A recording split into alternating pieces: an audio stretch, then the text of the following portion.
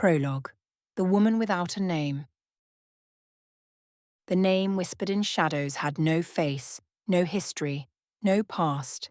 There was only skill, precision, and an ability to disappear into darkness that defied explanation. They called her the Shadow.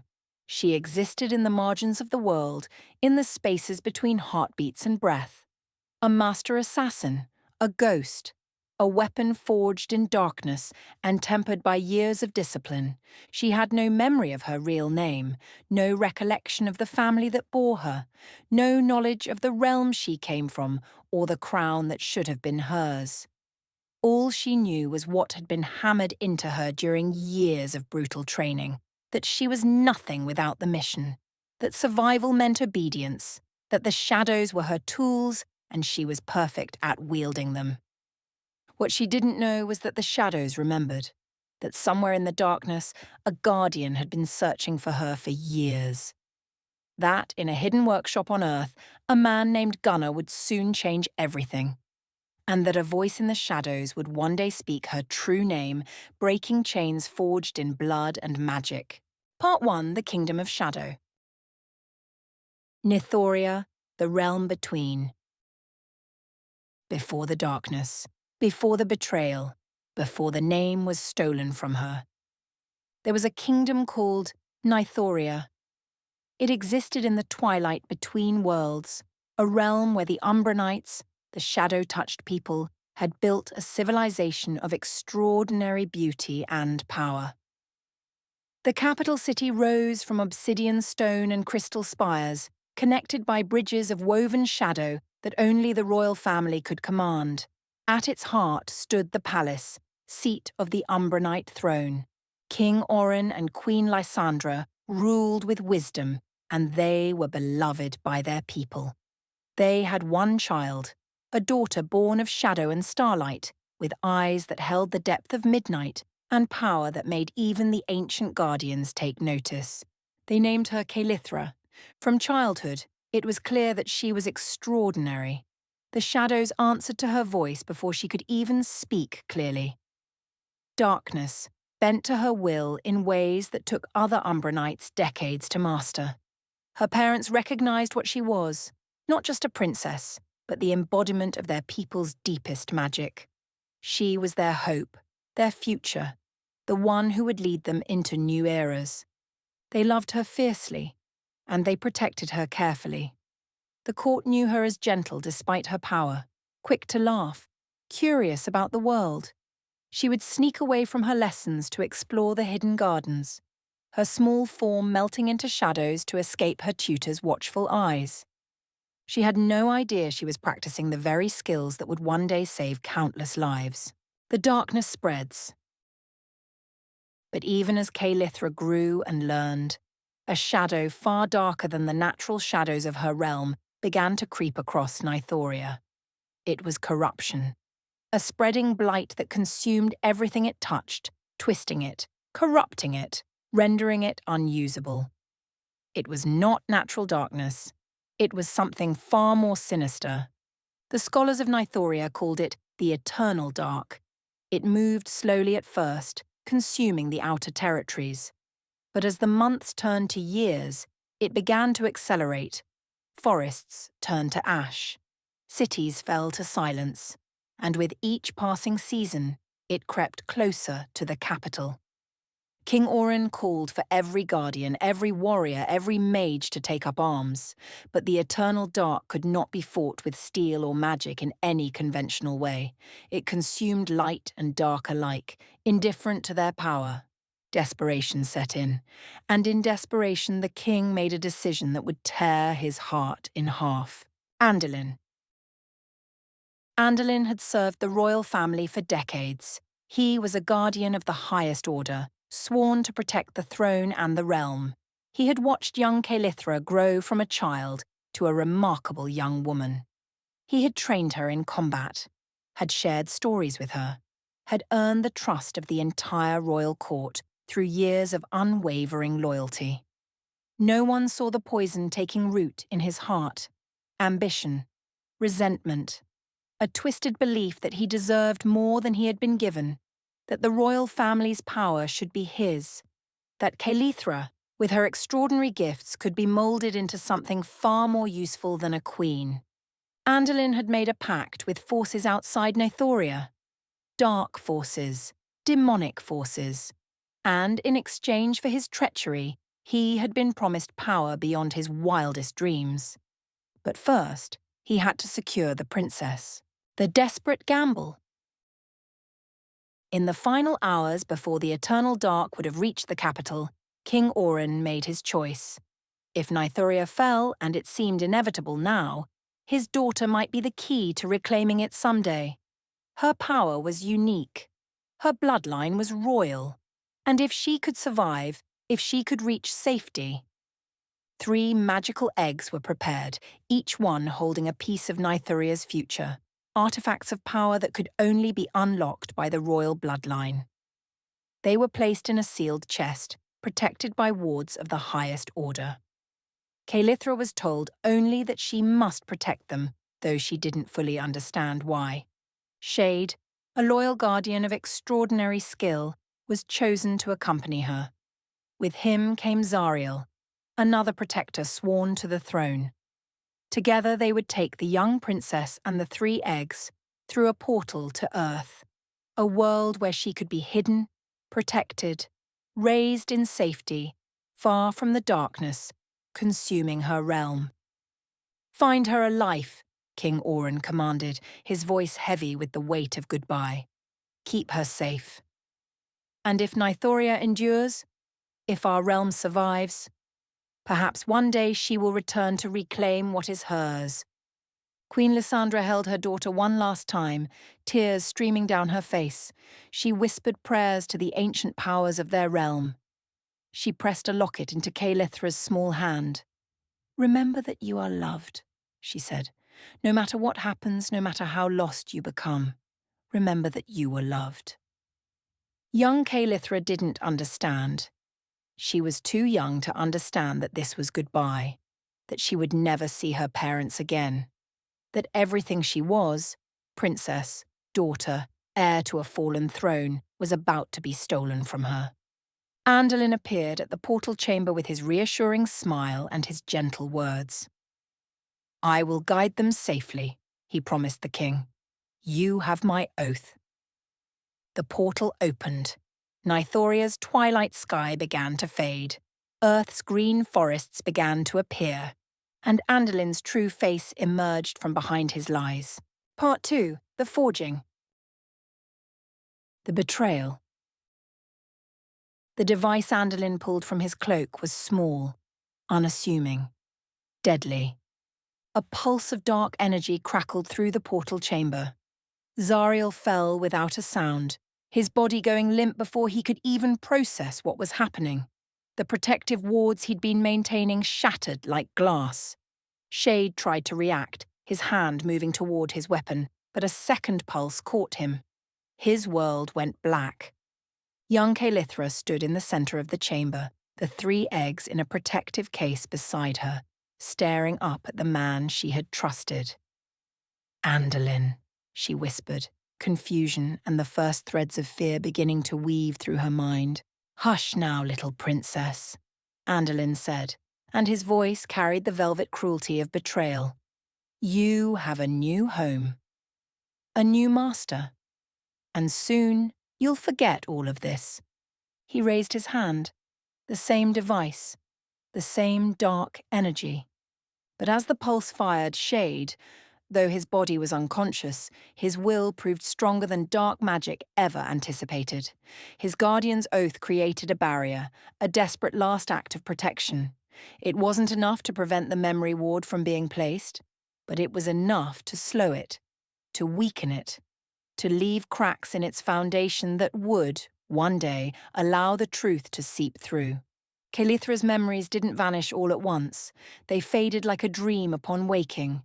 The palace, her parents' faces, her name, all of it dissolved into fog. In their place, new programming, new conditioning, new lies took root. "Now then," Andolin said, taking the child's hand, "let's take you to your new master. He's been very eager to meet you."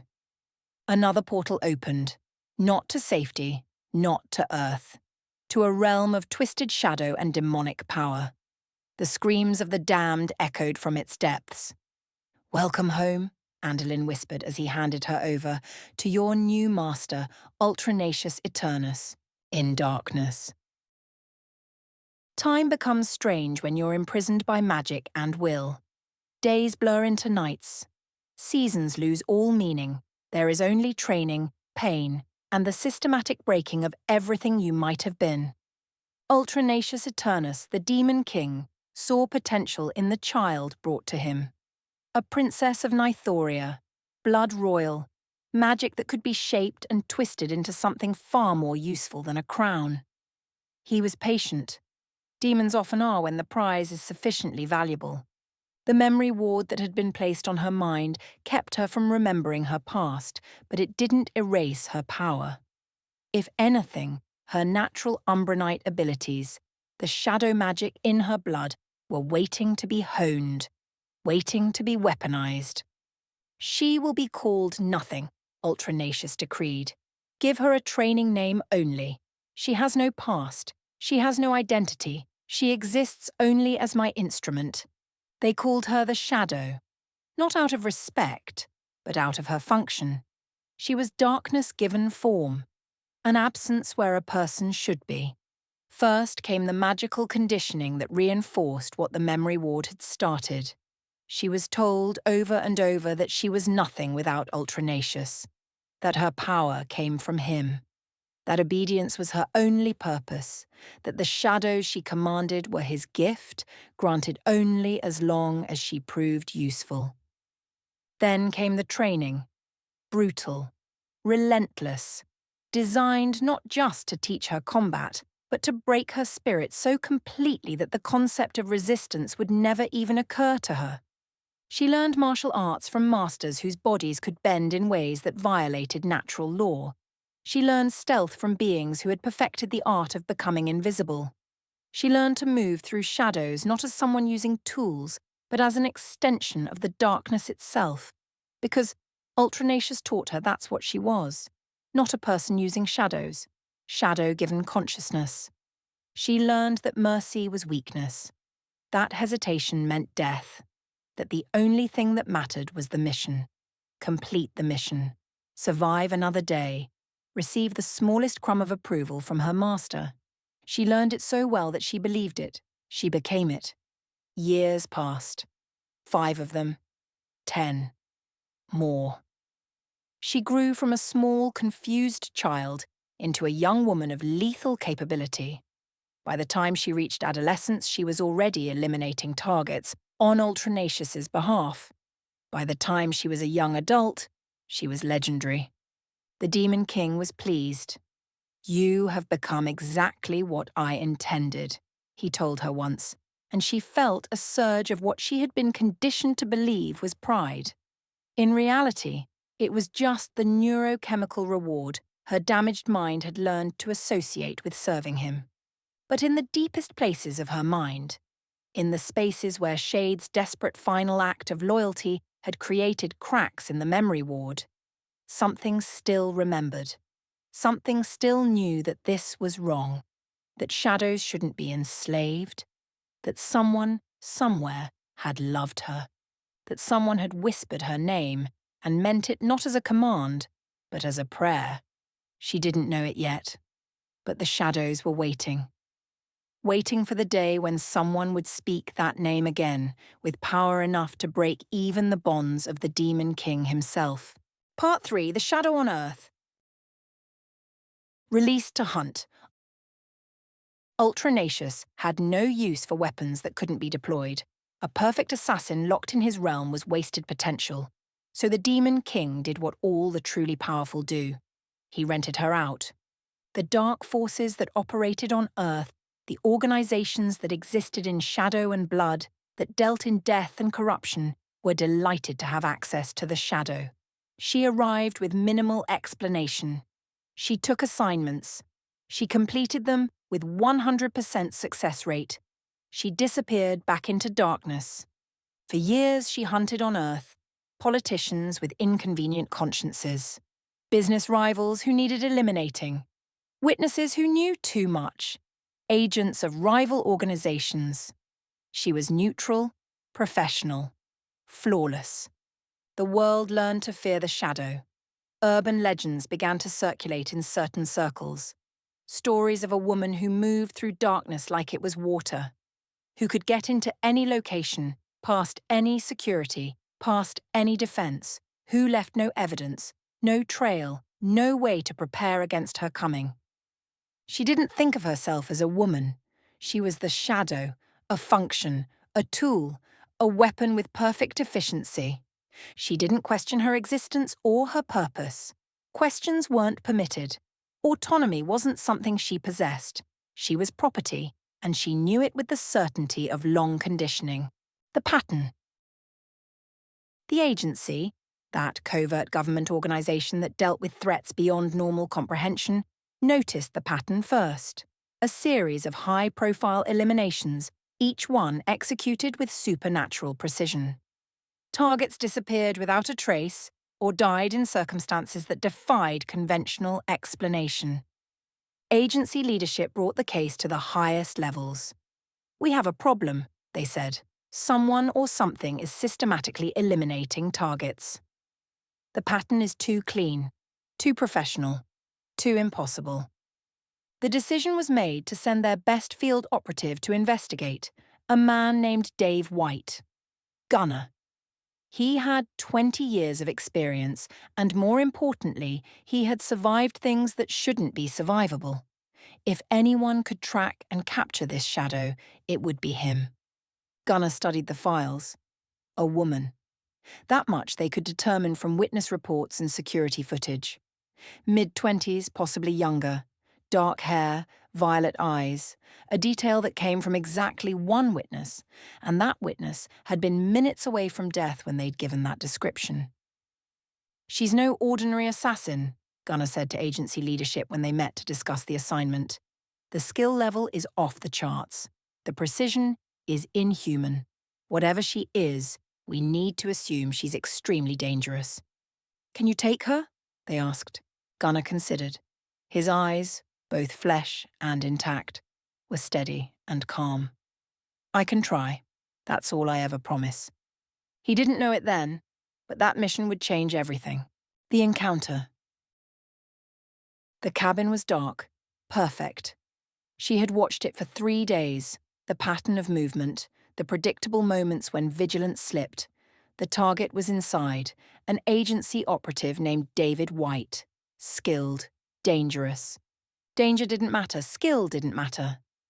There had never been a target she couldn't eliminate. She moved through the forest without sound, her form dissolving into shadow. This was what she was best at, becoming one with the darkness, ceasing to exist in any meaningful way that could be tracked or stopped. The world seemed to forget her as she moved past it. The back door was locked. 20 seconds later, it wasn't. She slipped inside. The cabin was quiet, lit only by dying embers in a fireplace. She could hear him, breathing, movement from upstairs. She moved toward the sound, her blade already in her hand, her body a weapon waiting to be released. That's when everything changed. Gunner was waiting. Not hidden. Not with a weapon drawn. Just standing in the darkness of the cabin's main room, watching her with the practiced calm of someone who had faced impossible odds before. "I've been expecting you," he said quietly. Both eyes were intact, both clear and present. His body was whole and unbroken. His voice carried certainty. "And I'm going to ask you to stand down." She moved. The speed was extraordinary.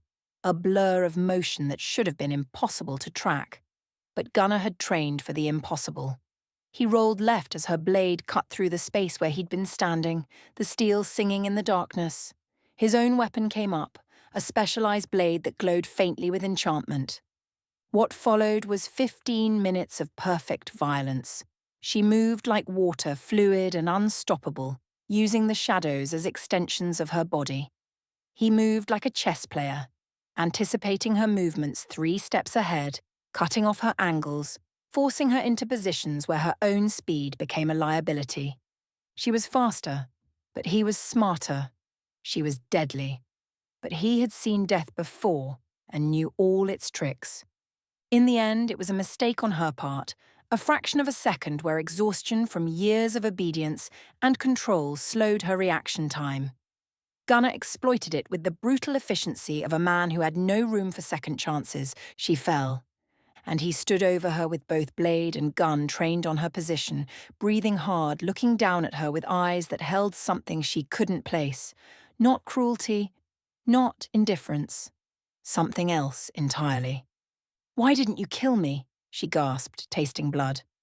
Gunnar holstered his weapon, a deliberate choice, a signal. "Because I'm not going to," he said. "Not unless you make me." She stared up at him, confusion cutting through years of conditioning. This wasn't how it worked. This wasn't how anything worked. The target didn't spare the assassin. The hunter didn't show mercy.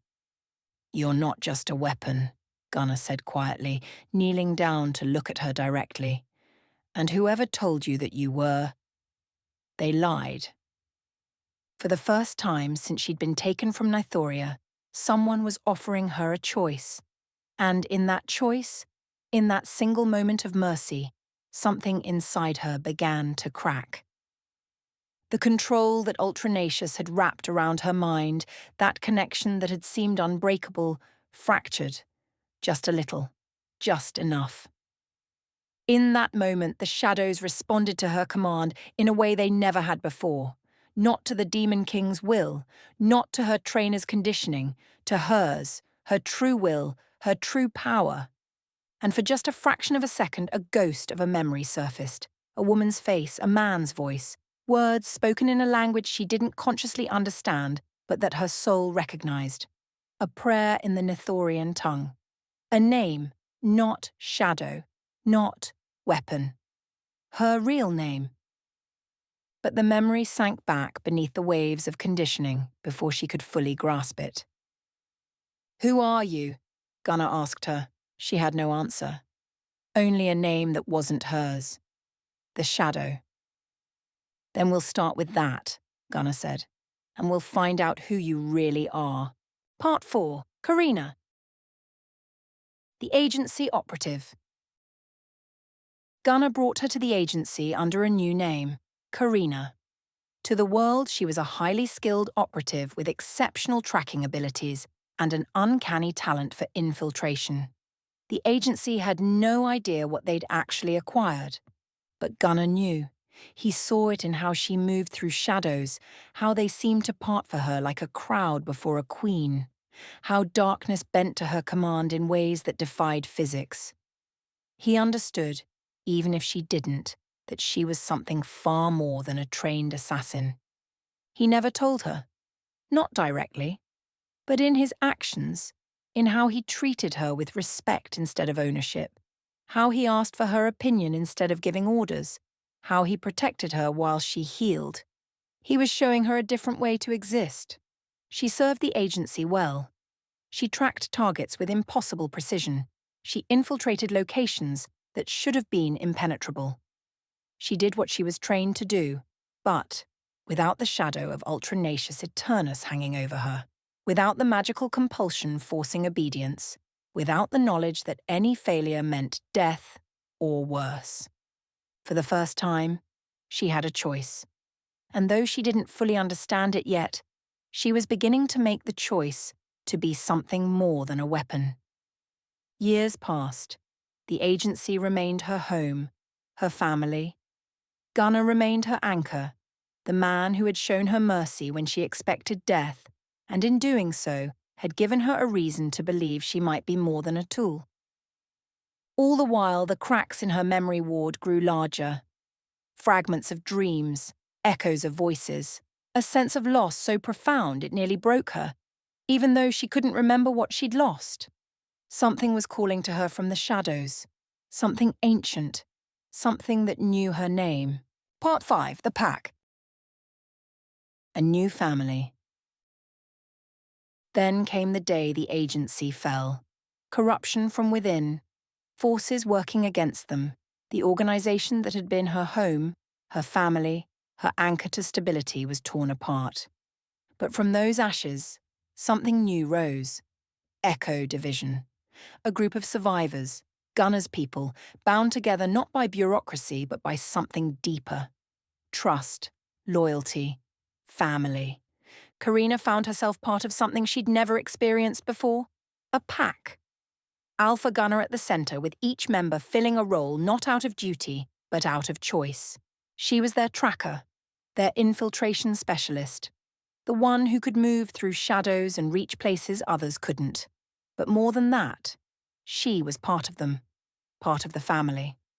And for the first time since being torn from Nythoria, she had something worth protecting. As Echo Division grew and evolved, something else began to happen. Supernatural elements, things that the regular agency had tried to suppress or ignore, began to emerge. Aeliana, an elf guardian from Alfheim. Mylorion, an ancient warrior.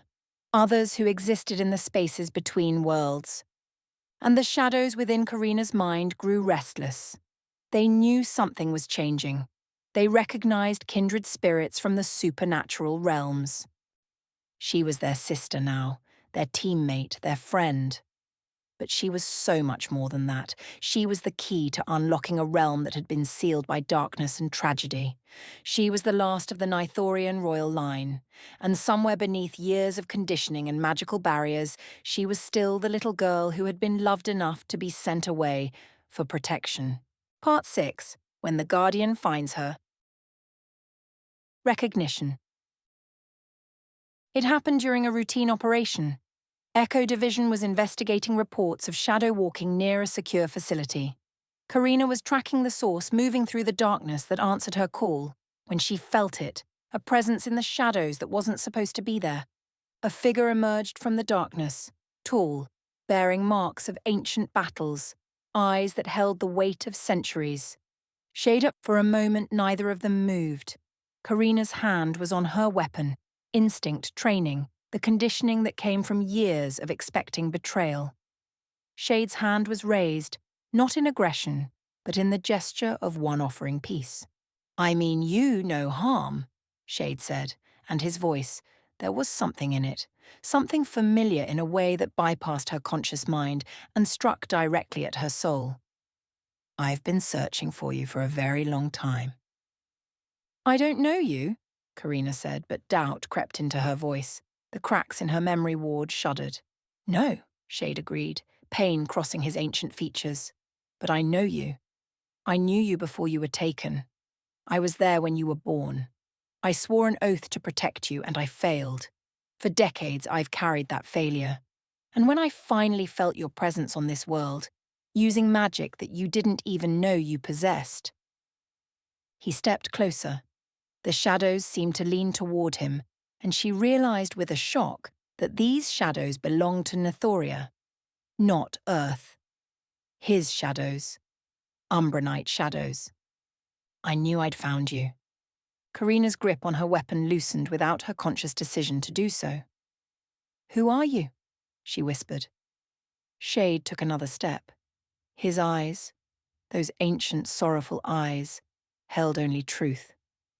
"I am Shade, Guardian of Nythoria," he said.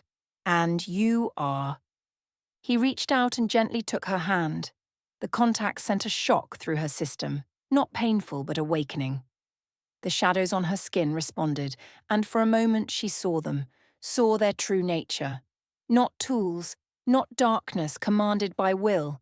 Royal magic, Umbranite magic, the deep ancient power of the shadow-touched people. "You are Kaelithra," Shade said, and he spoke the name with such reverence, such love, that something inside her fractured. Kaelithra, daughter of King Orin and Queen Lysandra. Last princess of Nythoria. The name hit her like a physical blow. Not Karina, not the shadow. Kaelithra. A name that meant princess. That meant home. That meant a family she couldn't remember but that her soul recognized. The memory ward cracked. For the first time in decades, Fragments of real memory began to seep through.